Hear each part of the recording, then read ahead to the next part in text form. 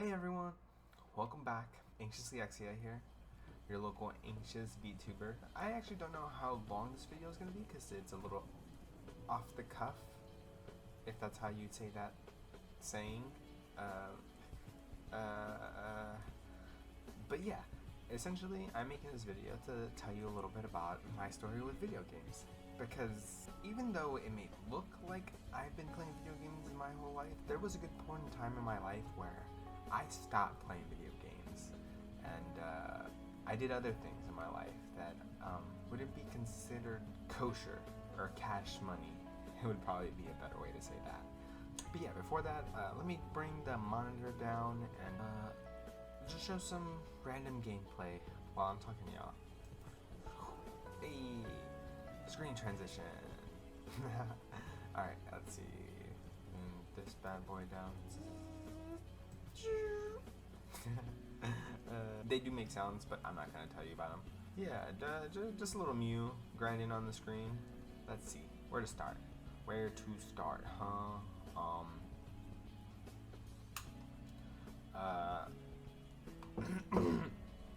I have older brothers, and so I always grew around consoles because my oldest brother had a Sega from like a very young age. So at a very young age, I had access to like Sonic 2, Streets of Rage. I can't think of anything else on the Sega at the moment, but I still have the Sega 3. We've had a couple Segas over our childhood. I want to say damn near each one, but obviously my favorite would have to be the big 64-bit one, I think it is, because the Sega 3 is like a mini little square thing and it kind of sucks.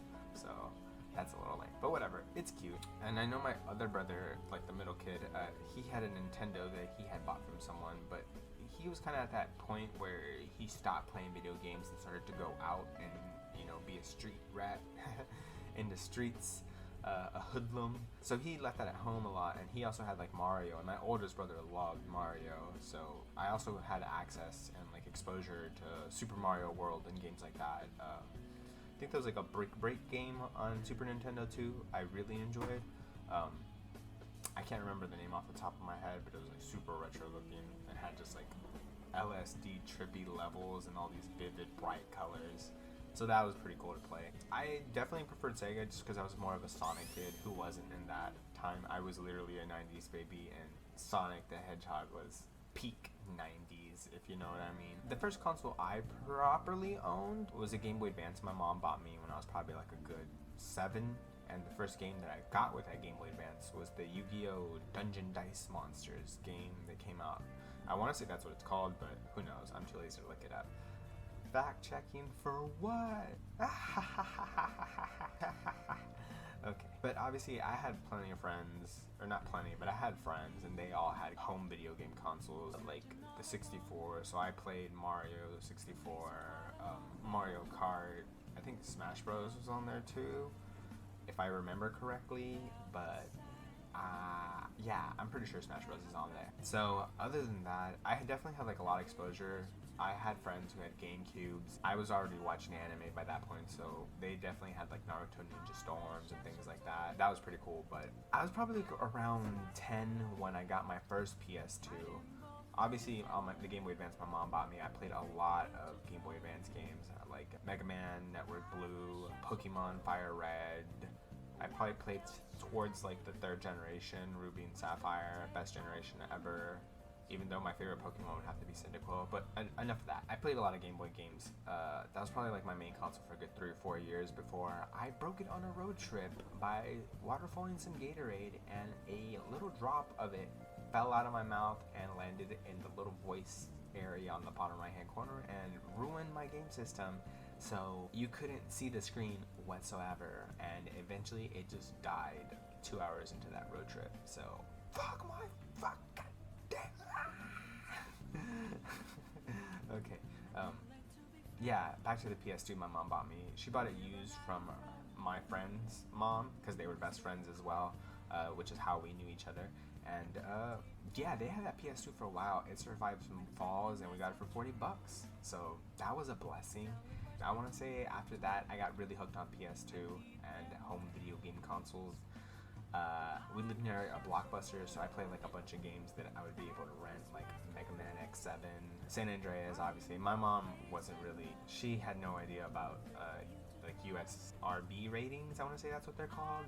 So she had no idea what M meant. I obviously wasn't like a liar. I'd tell her what the video games kind of were about, and we grew up in not the richest area, so she kind of, I guess, like, how would you say that? She rationalized it like, I guess it would be better for him to be aware of how to avoid those situations through these simulations in video games than not be aware of that they exist in the area we live in. So yeah, she was a great mother.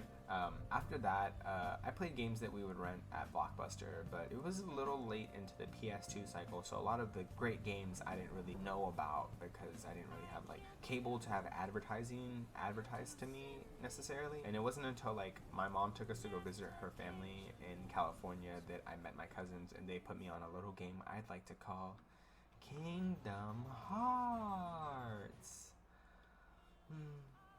What fond memories.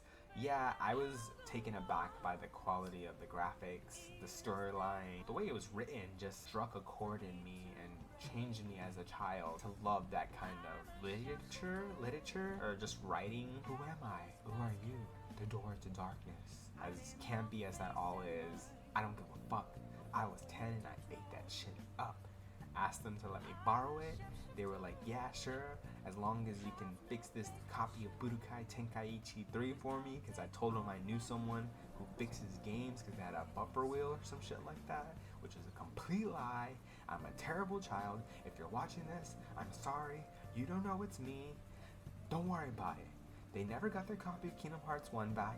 I'm so sorry, but it changed my life. I was not about to give it back. I played that for a year or two before I found out through the grapevine that Kingdom Hearts 2 was being made, and I was over the fucking moon. I literally convinced my mom to buy it for me the day it released, got it, played it till like 12 at night before I was forced to go to bed, still being Roxas, not knowing what the hell was happening. And yeah, that was a beautiful time. All I was doing was skating, trying to figure out where the story was gonna go, where was Sora, who this Roxas kid was. I didn't like him, but then I started to kind of like him. I thought he was kind of cool. He could dual wield. That was fire. Yeah, I kind of played PS2 for a while before I moved on. I forgot, I think my PS2 ended up breaking because I was already kind of broken when my mom bought it for me used. And I think I kind of stopped playing video games for a while after that, except for like the random video game my mom would buy my oldest brother from the flea market, which was obviously just some shit emulator machine with a bunch of stolen ROMs claiming they had over 1,000 games, but literally it was just 100 games, fucking just copy and pasted with different random ass titles. So yeah, I obviously still played a lot of retro games in those days, like 6th grade, 7th grade. But it was around that time where I kind of stopped playing video games and caring about video games. And I think I just started getting out more. That's around the time I started skating and just trying to be more social. I got a lot more into music and going to see bands and live shows and stuff like that. I guess like the crowd I was with, the more friends I made, they weren't necessarily gamers. They got me into more things, and that was cool and all. And it probably was around like 10th grade year that I started to become a hood rat like my brother, and I started kind of spending more times out in the streets hanging out with people. I started getting underage drinking, which isn't cool. I don't condone it. Do it responsibly if you're gonna do it. I'm not telling you to, because you shouldn't. Yeah. It's no fucking laughing matter, okay? Underage drinking kills and other things, so stop fucking around. But on another note, I started smoking the devil's lettuce probably like around junior year. Most of the times back in those days, most of my friends would come to my place and we'd all just match here and smoke and things like that. So that was cool, and it got to the point where one of my friends would want to just come over to hang out so he could kind of just like match with the rest of us and not worry about having to get picked up or dropped off. And one day he asked if he could just come over and hang out, and I was just like, yeah, sure, bro, but it's just me here, and I only have like so much, so we not gonna be rolling blunts all day, you know what I mean? But nonetheless, he was like, yeah, that's cool, dude. I just want to come chill. I'm kind of bored at my house, because he kind of lived out more in the country than I did. I was a little closer to the city. So I was like, sure, but we were nearby. It was probably like a 30-minute walk, but which was ridiculous at the time, and it was hot as fuck. But the homie did it, and he brought his PS4, or I think it was actually a 3. I don't remember. It was either a 4 or a 3. The 4 had just came out or some shit like that. Yeah, he brought it, and he brought Skyrim with him. He showed me the game and was just like, dude, play it. I'll watch you play. I was like, yeah, sure, dude. I like fantasy. I grew up watching Lord of the Rings with my mom, so I like love fantasy and magic and shit like that. So I was just completely enthralled with the game. Yeah, my man's literally sat there with me for 9 hours straight watching me play.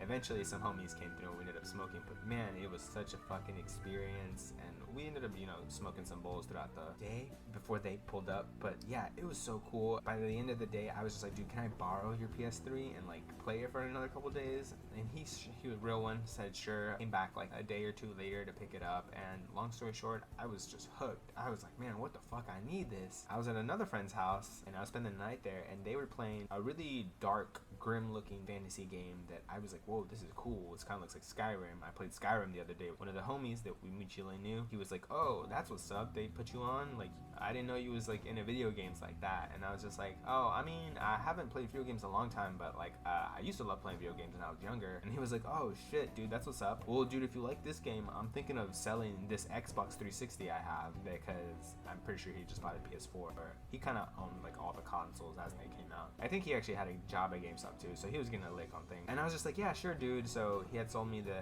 Xbox 360, and he was like, oh, I got you for this amount, and I'll even throw in Skyrim and Dark Souls 2, which is what I ended up finding out later. That game he was playing in front of me was kind of hyped it up to me, being like, oh, this game is rad as fuck. I didn't really get to see him play it too much because we needed to go smoke and match the homies later.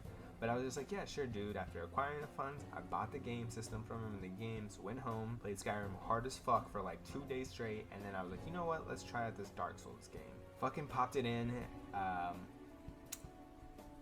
It was hard as fuck. Like, it was stupid hard as fuck.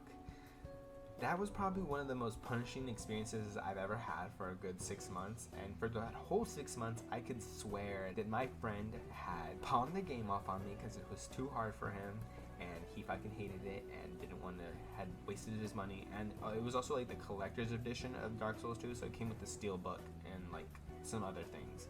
So that was pretty cool. But I'm pretty sure that's why he did it. Nah, later I find out he loves Dark Souls too.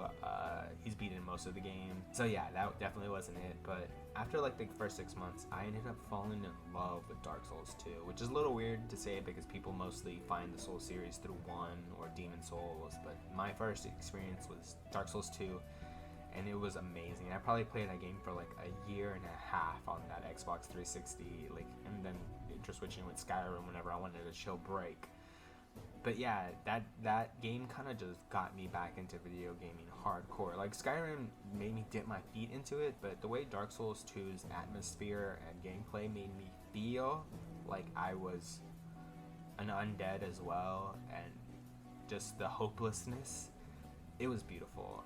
I never felt that way, and it kind of just made me want to start playing more video games, and I can't be more thankful for that. Yeah, my smile looks a little weird. I know.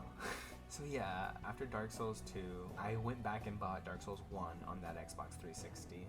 Played that. There was a good period before I bought a PS4, because I didn't get a PS4 until like 2017.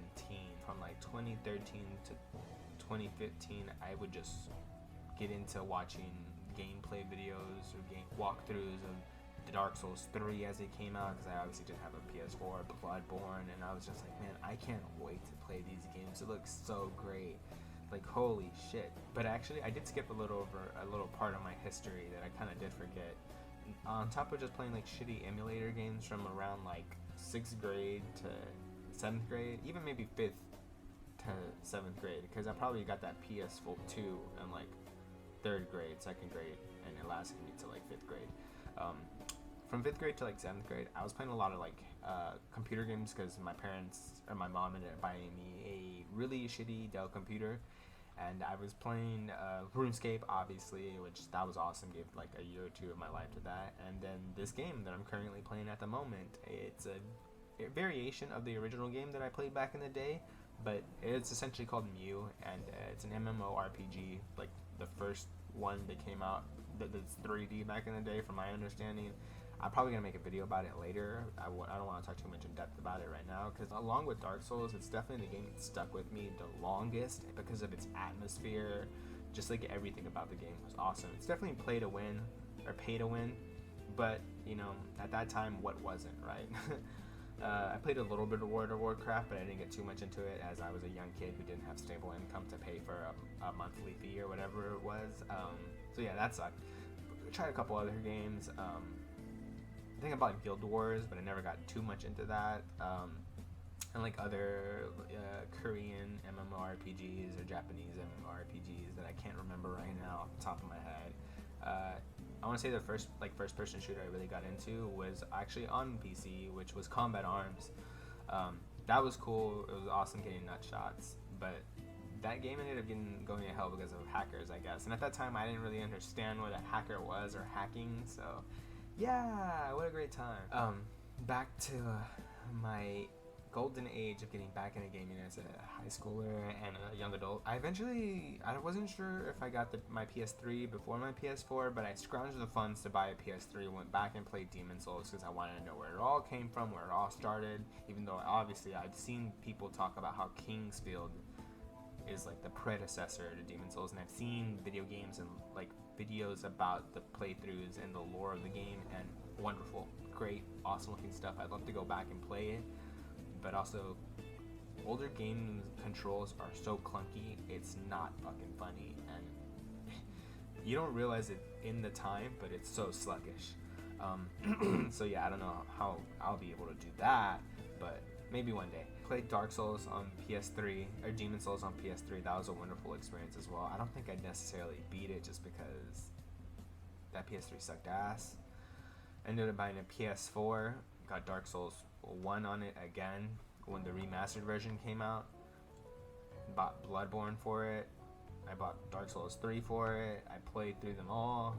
I don't think I beat Dark Souls 3 yet, but I know how it ends. Obviously, I know like the lore. I know where everything pretty much is. I need to stop bullshitting. I plan on platinuming all the games when I have free time. I'm somewhat close on Dark Souls 1. I need to stop bullshitting. So yeah, had a PS4, and, you know, just got really back into playing any kind of game that like I seemed interested in. I love Dragon's Dogma, specifically fantasy was my shit. I started getting more into like gaming news and things like that, and just keeping up with video games in general. I was probably like around 2013 when I got a girlfriend, and she also like played video games, but she played more like simulator video games like Harvest Moon, Animal Crossing, Catherine, puzzle games, things like that. And it wasn't until like I kind of played Animal Crossing with her one day when the New Horizons came out on Switch that I was just like, oh, these games are really fun actually too. Like I do enjoy these like calming, chill games, not just like these high octane fighting monsters and things like that. So yeah, I played Animal Crossing for a bit and got into Stardew Valley with my girlfriend a lot, having a lot of fun with that.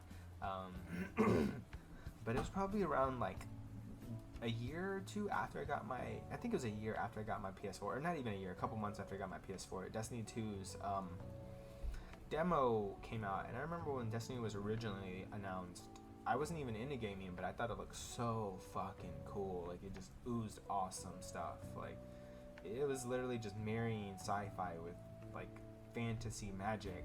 It's literally space magic. That's what people refer to it as, right? Warlocks, rise up, even though I'm a hunter.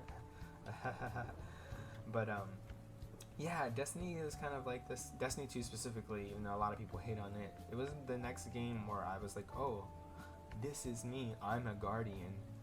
I'm forging my own path, even though everyone's on the same story. But just the atmosphere, and people like to harp on Destiny being like, oh, there's no story in it, you have to go out elsewhere to read it. But it's like the same thing with Dark Souls. Everything's kind of like in the context clues, and if you pay attention enough in Destiny 2, like, you'll hear it, see it, feel it, you know what I mean? Obviously there's some holes, and you can go online and watch lore videos, but nothing's perfect, you know? Not to excuse that kind of way of storytelling, because I guess it could be a little lazy, but it still takes thought to figure out what you're going to leave out and what you're going to put in to let people infer what you left out, if you know what I mean. So still, you know, it's hard. Nothing is truly easy, or like the lazy, easy way to do it. But yeah, I just love that game, and I probably played it for 6 years. It's probably the game I spent the most money on in my entire life. But yeah, I just love that game. Played it for 6 years, and it got to the point where I got super into competitive playing and PvP, and it got to the point where I got really like a little toxic. I'm fucking mad, boy. I'm pissed, boy. I played too much to not be as good as I wanted to be. And obviously, like, amongst my friends, they all thought I was the best PvP player, but when it came up to playing against other players, I knew I lacked skill to be considered, like, really good, or even remotely good. So that got to me a little bit, and I probably went through, like, 3 remotes before I was like, you know what? I'm gonna take a break from Destiny. I'm gonna take a break from competitive shooters. I need to relax and take it easy.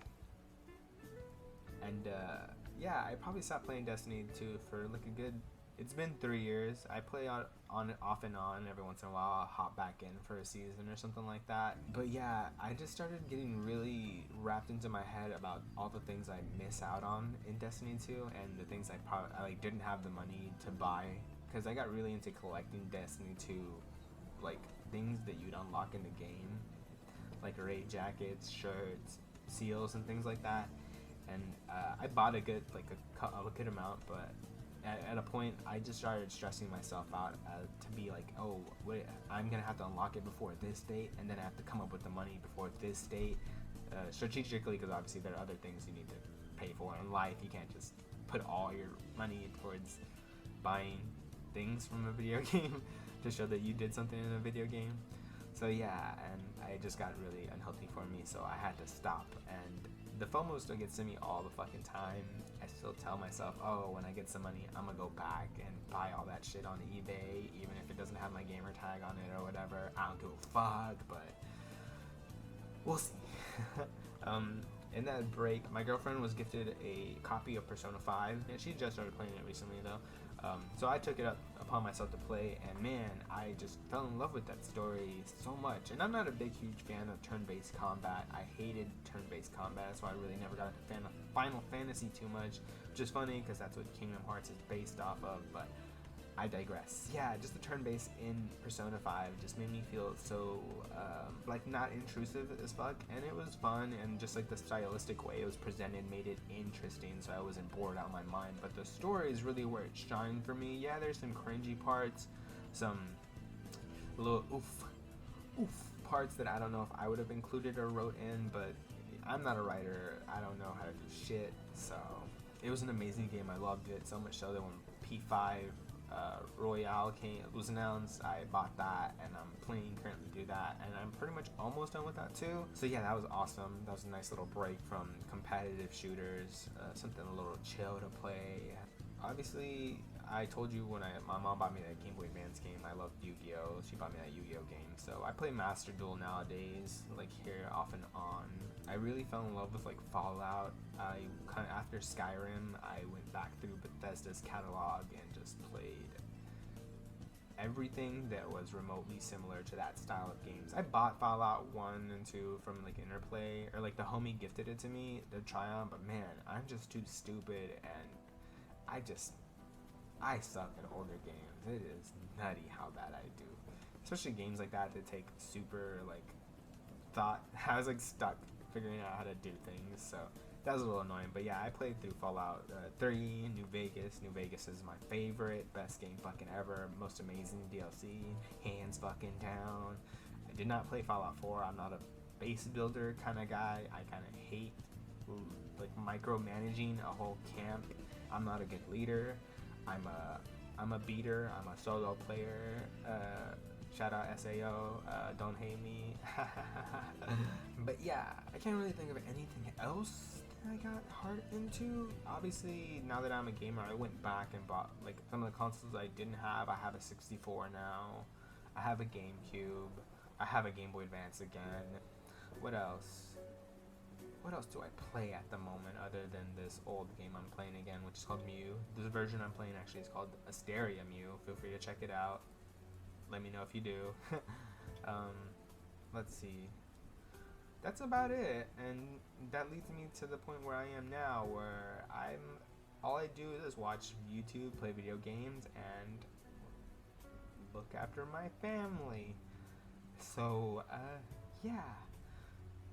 It's a little crazy when I think back on it. That little like 4-year gap where I didn't play any video games really at all. Now that I think about it, I probably played like a mobile game when it came out, because that's when mobile games were firstly popping off, like Temple Runner and Angry Birds. But I don't think, and I maybe had downloaded Flappy Birds when it first came out, but yeah, I didn't really play video games for those couple years, and it really trips me out thinking about it, knowing now like the fiend I am. I don't necessarily play a lot of games, but I know a lot of games, and I can carry conversations on with people about the games they like that I necessarily haven't played, or I guess seen much about, because I watch a lot of news, so I can kind of glean or gleam what the video game is about, and can carry that kind of conversation with others. So that's pretty cool. I enjoy it. Long story short, that was my little story about my history of video games. Yeah, why I love From Software and the Soul series and Destiny 2, even though I don't play it that much. It'll still always hold a fond place in my heart for the memories it's given me and the power trip I went on. No, but seriously, fuck that game. Skyrim, amazing. Appreciate ya. But really, Dark Souls 2 is my darling. I don't care what anyone fucking says about it. Stop fucking talking shit about it. I've been seeing a lot of videos coming around about how it's not that bad and people don't give it a fair fucking chance. So how about you watch those videos, give it a fair fucking chance. Thank you. Bye.